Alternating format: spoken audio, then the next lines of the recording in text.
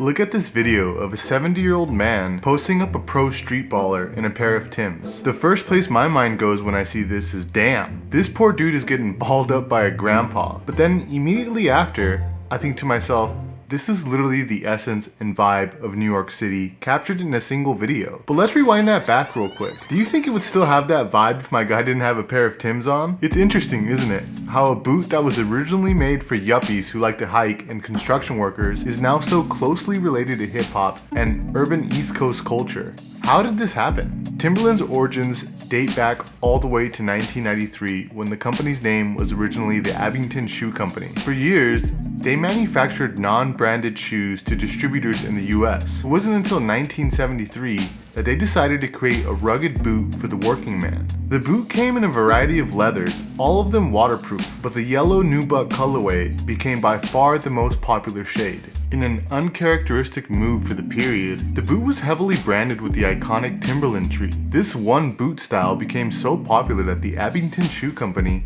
officially changed their name to Timberland in 1978. As Timberland entered the 1980s, they noticed an interest in the American work boot over in the European market. Specifically in Italy, Italian boutiques began stocking the American work boot, and slowly but surely, other European markets began to follow suit. Over the next decade or so, Timberland boots became something of a status symbol overseas, and Timberland decided to plant their flagship store in the bustling New York City, specifically on Madison Avenue, a street famous for shopping centers that catered to wealthy people all around the world. You see, in the early 90s, New York drug dealers were not shy about spending their newfound wealth at higher-end boutiques on Madison Avenue, and Timberland boots were on that shopping list. These hustlers were rock stars on their blocks and had massive influence on the youth. Thanks to this, the Timberland boot spread its popularity all throughout inner-city neighborhoods in New York like the Bronx, Queens, and Harlem. And it wasn't long before hip-hop legends of that era began adopting the Timberland boot as part of their everyday wardrobe. Think of rappers like Nas and Biggie, who basically made the boot a part of their whole identity. Biggie, Nas, and countless other rappers from the East Coast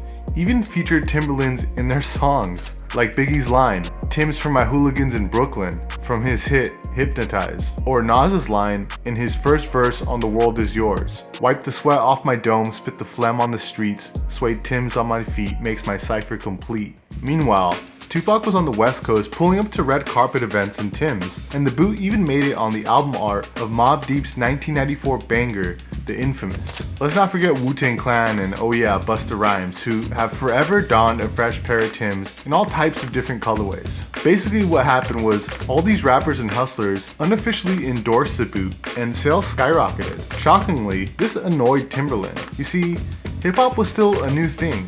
The East Coast versus West Coast noise was getting louder, and hip-hop was getting a bad rep in the eyes of white corporate America, also known as the executives at Timberland. And in 1993, in an interview with the New York Times, Jeff Schwartz, the then VP of Timberland, said, "If you hear that hip-hop kids are wearing Timberland boots, that's coin in current dollars. But how in the world is that sustainable?" Basically labeling the hip-hop inspired consumer a bonus to their profits and not what they're about, which in their mind was still making quality boots for the working man. As you can imagine, there was some uproar, and for a brief moment, Timberland's stock even fell. Fun fact, Damon John was so upset with Timberland's lack of acknowledgement that he started his own brand called FUBU, which stands for For You by Us. Us being primarily black folks and the lovers of hip-hop culture. Despite the controversial statement from a Timberland executive, the Timberland boot was still the most iconic boot in the world, and the company repositioned itself to better serve not just one target consumer, but everyone who was enjoying the boots. The boot's all-terrain usage and nearly impenetrable waterproof technology make it a no-brainer purchase for anyone looking for a rugged boot. Whatever the activity, you'll def be styling in a pair of Timbs. Speaking of style, the Timberland boot has been the canvas for many designers and rappers, including high-profile collabs with brands like Stussy and Supreme. The latter features an American flag blasted on the boot, and last year, Supreme, Timberland, and the New York Yankees made the most New York boot possible with their collab on the Timberland Field boot.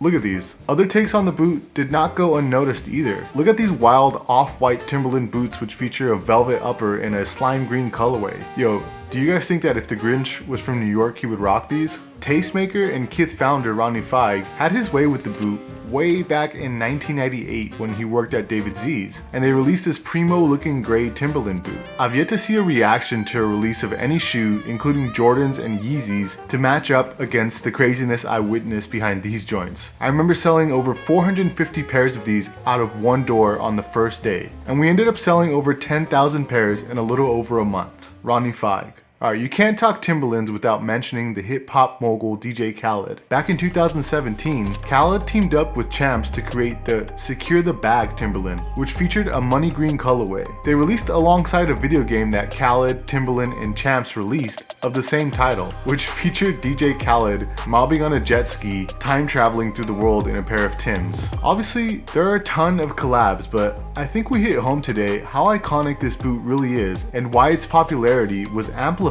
by hip-hop culture. Alright, I hope you guys learned something new today. See you guys in the next video. Peace. Deadass.